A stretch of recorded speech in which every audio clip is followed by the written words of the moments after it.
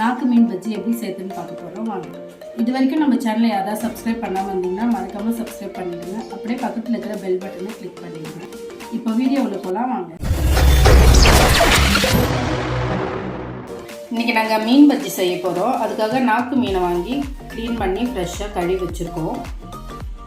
எப்பயுமே மீன் பஜ்ஜி போடணும்னா அதுக்கு முன்னாடி அதில் கொஞ்சோண்டு உப்பு, மிளகாத்தூள், இஞ்சி பூண்டு பேஸ்ட்டு சேர்த்து மேரினேட் பண்ணி ஒரு அரை மணி நேரம் ஊற வச்சா இன்னும் டேஸ்ட்டு சூப்பராக இருக்கும். இப்போ நம்ம எப்படி மேரினேட் பண்ணுறதுன்னு பார்க்கலாம். இப்போ இஞ்சி பூண்டு பேஸ்ட்டு ஒரு ஸ்பூன் போட்டுக்குவோம். உப்பு வந்து கம்மியாக சேர்த்துக்கலாம். பஜ்ஜி மாவில் உப்பு சேர்த்து தான் நான் அரைச்சி வச்சுருக்கேன்.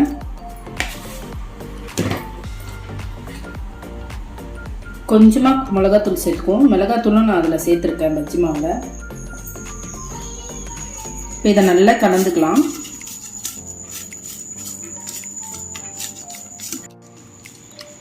இப்போ நல்லா கலந்து விட்டுக்கிட்டாச்சு. இப்போ மீனை இது கூட சேர்த்துக்குவோம். சும்மா அந்த லைட்டாக கார உப்பு சேர்த்தா போதும்.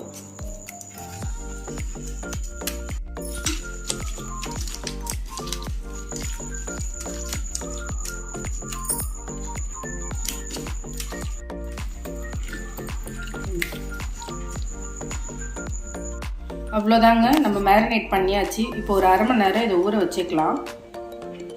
இப்போ பஜ்ஜி சுடுறதுக்கு நான் வீட்டிலே பஜ்ஜி மாவை அரைச்சி வச்சுருந்தேன். அதை தேவையான அளவுக்கு எடுத்துக்கிட்டேன். இப்போ இது தண்ணி சேர்த்து கலந்து எடுத்துக்கலாம். இதிலே உப்பு, காரம் எல்லாமே கரெக்டான அளவு போட்டு அரைச்சி வச்சுருக்கேன். அதனால் நான் வெறும் தண்ணி மட்டும் சேர்த்து கலந்துக்கிறேன். இப்போ தண்ணி தேவையான அளவு ஊற்றி நம்ம மிக்ஸ் பண்ணிக்கலாம். எப்பவுமே பஜ்ஜி மாவு கொஞ்சம் கட்டியாக தான் இருக்கணும், ரொம்ப தண்ணியாக இருக்கக்கூடாது.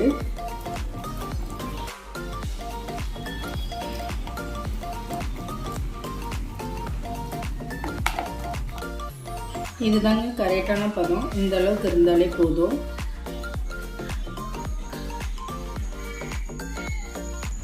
மீன் ஊற வச்சு அரை மணி நேரம் ஆகிட்டு இப்போ நம்ம பஜ்ஜி போட ரெடி பண்ணிக்கலாம். இப்போ அடுப்பை பற்ற வச்சு ஒரு வானல் வச்சுக்கலாம்.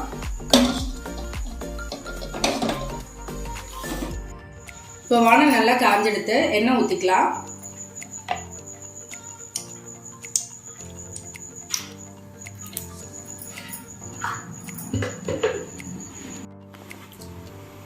எண்ணெய் காஞ்சிருச்சான்னு பார்க்கலாம். எண்ணெய் நல்லாவே காஞ்சிருச்சு. இப்போ மீன் பஜ்ஜி போடலாம்.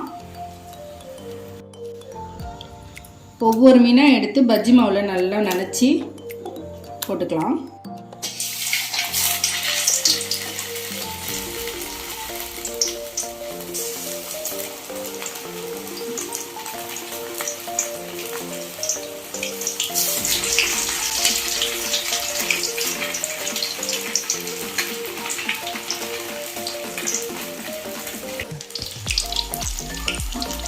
இப்போ ஒரு சைடு நல்லா வெந்துருச்சு, திருப்பி விட்டுக்கலாம்.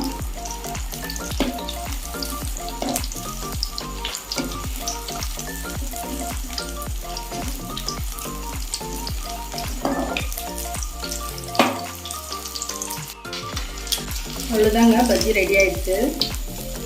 இப்போ ஒரு பிளேட்டில் ட்ரான்ஸ்ஃபர் பண்ணிக்கலாம்.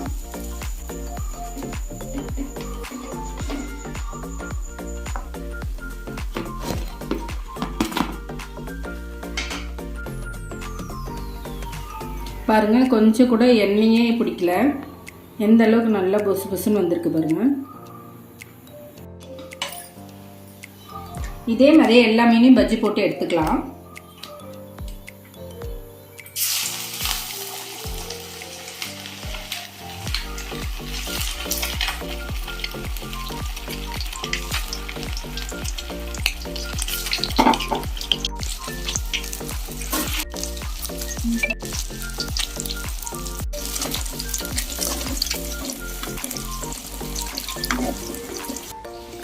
அவ்வளோதான் ஃப்ரெண்ட்ஸ், நீங்களும் இதே மாதிரியே செஞ்சு சாப்பிட்டு பார்த்துட்டு எப்படி இருக்குன்னு மறக்காமல் கமெண்ட் பண்ணுங்கள்.